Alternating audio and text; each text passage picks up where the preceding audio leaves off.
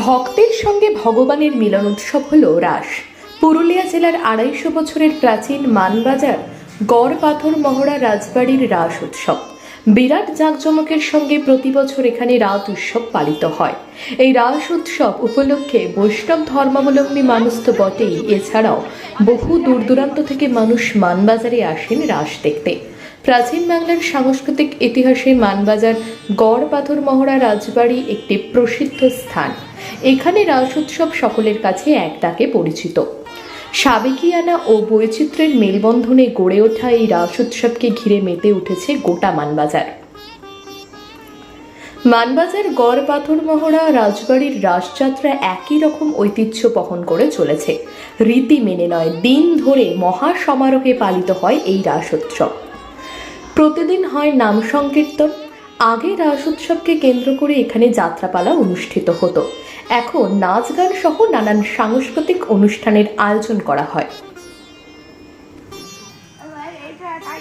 মানবাজারের গড় পাথর মহড়া রাজবাড়ির রাসযাত্রা ৯ দিনের। এখানে রাস হয় পেদ্দাতে,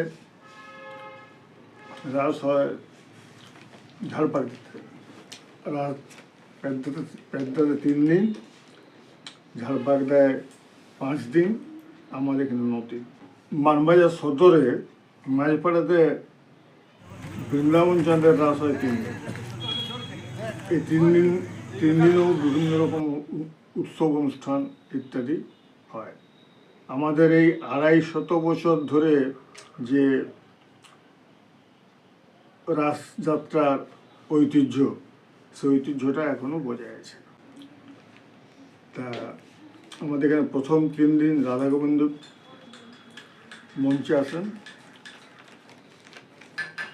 তারপর দিন রেবতী বলরাম, তারপর দিন মদন মোহন, তারপর দিন আবার রেবতী বলরাম, তারপর রাধা গোবিন্দ, কানাই বলাই এবং শেষ দিনে রায় রাজা।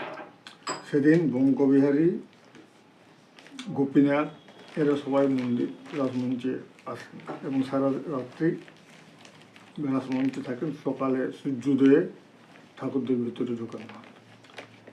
তা এটা প্রায় ২৫০ বছর ধরে এখানে চলে আসছে। নাম সংকীর্তন হয় প্রতিদিন। আগে যাত্রা হতো ৪ দিন, এখন যাত্রার পরিবর্তে নাচ গান এইসব দিয়ে কোনো রকমের একদিন।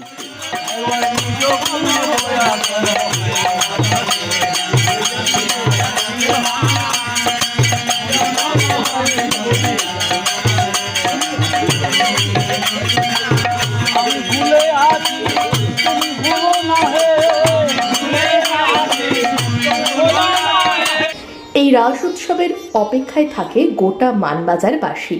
২৫০ বছরের এই পুরনো রাস এলাকার মানুষদের আবেগের সঙ্গে মিশে রয়েছে। এই উৎসবে জমায়েত হয় বহু মানুষ। মানবাজার থেকে অমরেশ দত্তের রিপোর্ট, পুরুলিয়া মিরর।